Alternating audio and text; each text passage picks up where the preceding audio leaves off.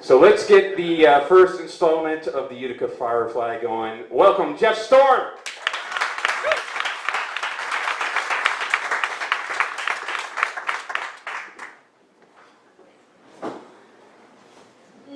So I guess the theme of the night is the stories revolve around firsts. George was the first real friend I ever had. And I think it's really remarkable how in real good, strong friendships, you'll have experiences that you share that sort of come to define the friendship. And over time, a bond is formed that sort of transcends distance, space, time. And the experience that I'm thinking of directly resulted in the first time that I ever swore I would never consume alcohol again. And sadly, you'll note it was just the first time. But it was also the first time I swore I would never touch scotch again, and I'm proud to say that that is a promise I have kept. I was 15 years old in the summer of 1983. The way I remember that summer is it was just a glorious summer of sunshine and bare feet and endless games of wiffle ball. Really, they were just doubles matches because it was just George and me.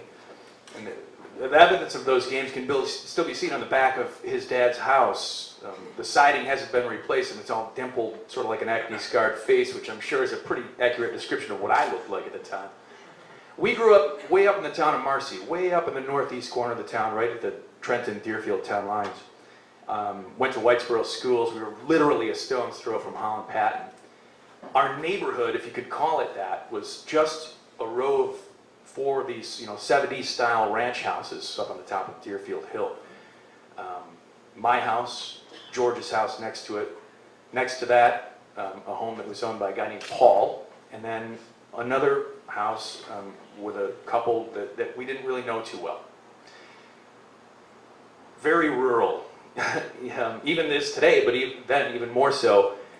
That neighborhood was just surrounded by woods and fields, and what had been pastures a generation before or whatever. And those woods and fields were sort of our playground when we were growing up. We would spend entire days just exploring and cutting trails, and there were ponds within easy walking distance of our houses, and we'd spend a lot of time sitting around there and just dropping lines in the water and catching suckers and throwing them back and plotting our overthrow of the world, which really just meant that we were picking up ideas for ways to have fun, or in George's case, ideas for ways to get in trouble. And I say with no self-righteousness that I was usually the voice of reason in his schemes, and yet I still willingly followed him into every troublemaking situation he led me into. A lot of times in the summer we'd sleep out, which really meant that after lights went down, we spent the rest of the night wandering around the neighborhood and causing trouble. And there was this, my dad had one of these old army tents from when he was in the service in the 50s, and that means it was just literally a piece of canvas stretched over two poles and staked out with wooden stakes. There was no floor or anything like that. I can still remember the smell, that dank, stale smell of canvas, and the experience of waking up in the morning on a hot summer morning, and it would just be blistering hot in this tent. And so one night in July of 83, we were going to sleep out, and we had our sort of sundown rendezvous at the tent, and I had just broken my arm as a direct result of another one of those harebrained schemes that I followed George into. So I had my arm in a cast, and he showed up, and he had his sleeping bag, and he reached down inside his bedroll, and he pulled out a bottle of Dewar's White Label Scotch that he had stolen from his parents' liquor cabinet. And he had one of these plastic canteens, like you would use backpacking, and a shot glass. And well, okay, so that's tonight's adventure right there. And we sat down, fools that we were, and young as we were, and inexperienced at drinking, and we drank that bottle of scotch, shot for shot, chasing it with water, one after another until it was gone in one sitting, just like that. Yeah, and then George said, I think I want to go swimming. Now, four houses up, the last house in this neighborhood, these folks had a pool. So now we had consumed this scotch so quickly that I swear to you, I did not feel the effects of the alcohol when we got up and started to walk up those 4 yards to this pool. But by the time we got there, I could barely stand. He stripped down naked, jumps in the pool. And I'm, staggering around outside the pool like this. I couldn't go swimming because I had one arm in a cast. And finally he gets out again, and he goes to put his shorts back on. He got them up to about his knees, and he just out cold. Now, mind you, I'm just as intoxicated as he is, but somehow I'm still conscious. And oh my God, oh God, oh God, oh God, what do I do? At least I was able to be rational enough to kind of think this through, and I thought, well, all right, now, I can't just leave him here because the neighbors are going to wake up and there's going to be a drunk, naked kid in their lawn, and nobody wants that. I can't carry him home. I can barely stand. I'm going to have to drag him. What else am I going to do? So I managed to get his shorts back up on him, and I proceed to start dragging him. Now again, and not to belabor the point, but I'm blind intoxicated. One arm in a cast. So dragging him is literally, 2 steps, fall down, and everything's spinning, and all right, a couple more steps. They're between that yard, and this is again a rural area, and these houses are built on, I think they were full half acres. These are gigantic yards. And between that yard and the neighbor next to that, Paul, there was this hedgerow. Now, Paul, just a quick aside, Paul is one of the most fascinating characters I've ever known in my life. Unfortunately, he passed away a couple of years ago, but he was an engineer, only had one eye. He'd lost the other while he was tooling some metal in his shop or something. One of the most intelligent men I've ever known. First guy I ever knew who owned a computer, definitely the first guy I ever knew who took one apart and put it all back together just to see how it worked. So this is Paul. And at night, he would sit up, he had this breezeway between his garage and the main part of his house, and he'd sit up late and he'd watch Carson and Letterman, and you'd see him in there with the old Milwaukee in one hand and a cigarette in the other. And so here I am, and there's a hedgerow between these 2 yards. And so I drag, George right through the hedgerow. But meantime, I'm all off balance, and so I'm grabbing at these hedges, and I'm spinning around like this, and they're rustling. And I look, and I see him get up and come over to the screen door of the breezeway, and I see him standing there, the silhouette, can of beer, and the glow of the cigarette. And he's looking over, and oh God, all right.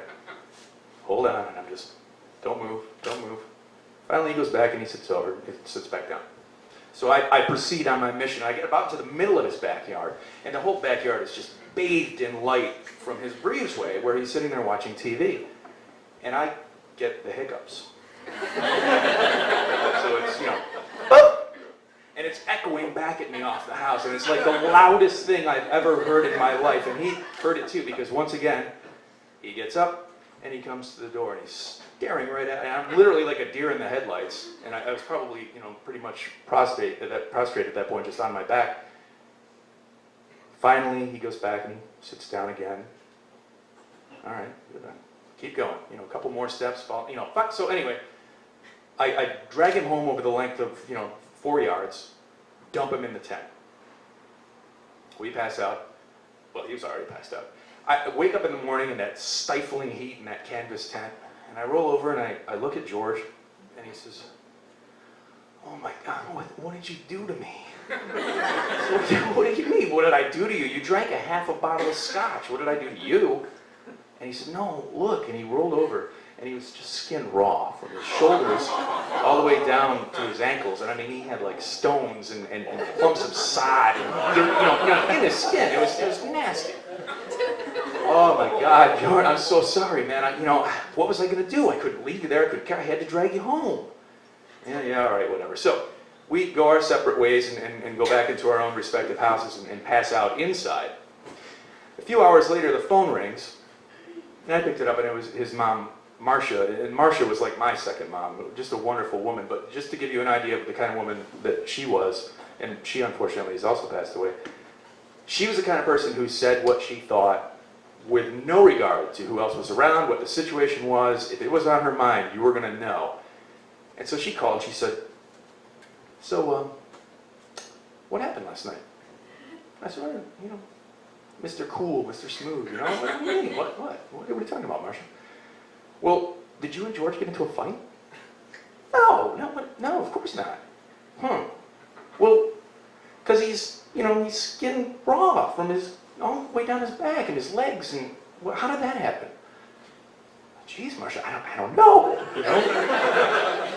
the logical end. Deny everything. Well, did he run into a tree or something? And I'm like, what? Run into a tree? What are you talking about? Well, because he's complaining he's got a severe headache and he's bleeding out one ear. So, no, I have no idea. And she said, were you drinking last night? Oh, Marcia, come on. No, of course not. We don't drink. And how could we even, Well, you're an effing liar because he already told me you were drinking and now I'm taking him to the emergency room. Click, dial tone. And I don't think I could breathe for a couple of seconds and my heart's, just pounding. Oh God, oh God, oh God. And I spent the next 2 hours literally, just pacing. What is wrong with my best friend and what is going to be wrong with me? I am a dead man. And a couple hours go by and they come back to the emergency room and everything's fine. The doctor cleaned him up, cleaned up his back and everything. And it turned out that the problem with his ear and his head was that while he was swimming in the pool, a Japanese beetle had crawled into his ear and was burrowing its way into his skull. And Marcia, God bless her soul, never said a word to my parents. Paul never said a word to anybody until many years later when we were at a neighborhood party, and he said, yeah, I saw you that night. That was the only mention he ever made of it. And George has moved on, and he's now a very successful civil engineer, vice president of his firm. He lives in Durham, North Carolina, where he has a lovely wife and 3 beautiful kids of his own. And he's moved around the country over the years, lived in Colorado and a couple other places for a while. But through all those life changes and all those moves, he's kept a memento of that night. And to this day, he still has that beetle in a little jar of formaldehyde because the doctor gave it to him. And there's a handwritten label on a piece of masking tape on it, and it just says, me and Geoff in a bottle of white label, July 22nd, 1983.